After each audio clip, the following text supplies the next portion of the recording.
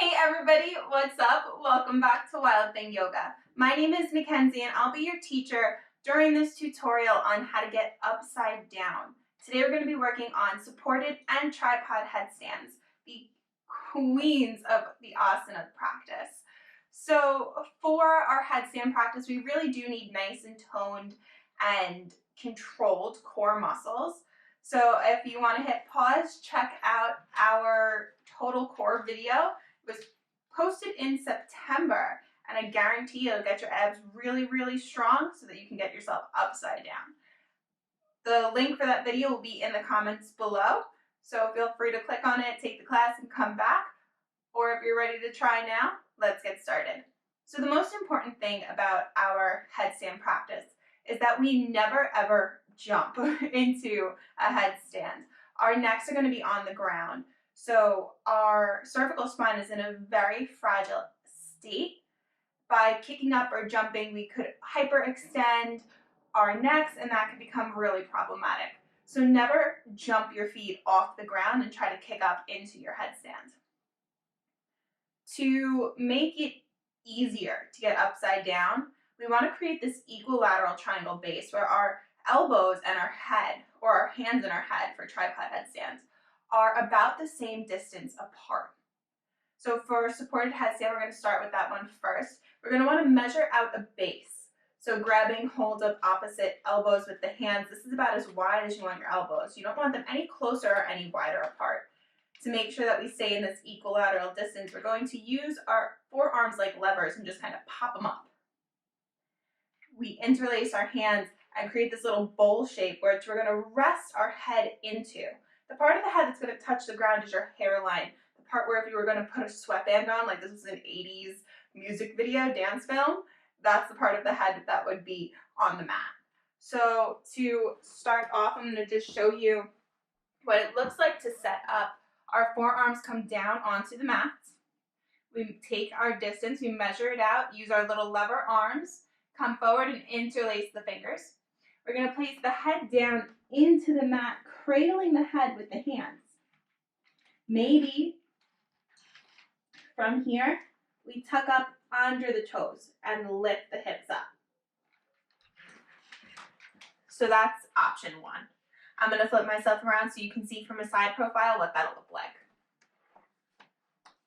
Bringing the elbows down, measuring out the distance, using our little lever arms, placing our head down into the mat, really drawing the belly button up into the spine, tucking underneath the toes. Maybe we walk our feet in so our hips come high up over our shoulders. Maybe we stay here.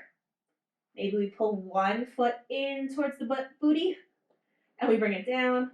Maybe we draw the other heel in really close to the booty and we come down. We take a rest in our child's pose. Allow all of the blood to come back to normal. Maybe we practice with any of those options, just getting the head down comfortably, tucking under the toes, maybe walking the feet in, maybe picking one heel up and then the other. If all of those have seemed like they feel pretty good in your body and they're pretty easy and light, we're going to try to lift up. So measuring out the elbows, creating your little bowl, placing the top of the head down in towards the mat, tucking underneath the toes, and walking the feet in as close as they can go. Really drawing the belly in tight as you lift one foot and then the other. Trying to keep this little tucked shape. And then slowly with control, really using the core and all the muscles there, extending the legs up towards the ceiling.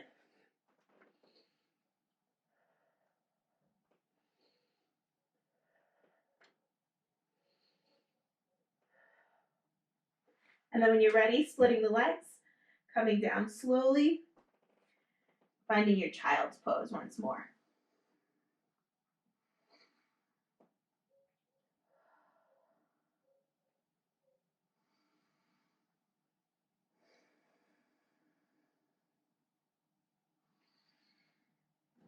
Okay, so maybe that one felt really good.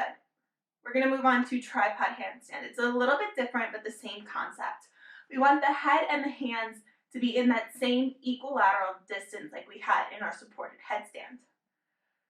In order to get that shape, we can come into our child's pose.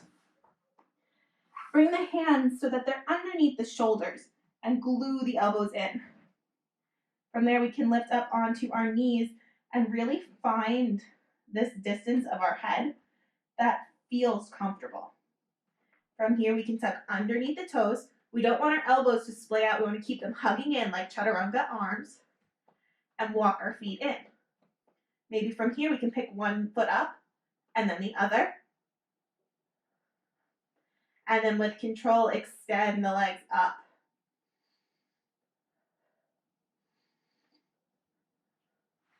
Then we can drop our feet down, coming through our chaturanga, taking a vinyasa.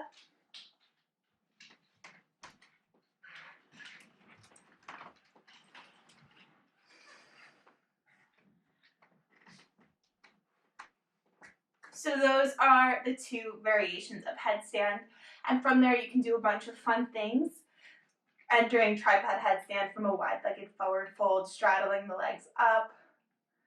Our inversion practice has so many benefits, from allowing lymphatic and circulation drainage from the feet, increased confidence. It's a great total body toner.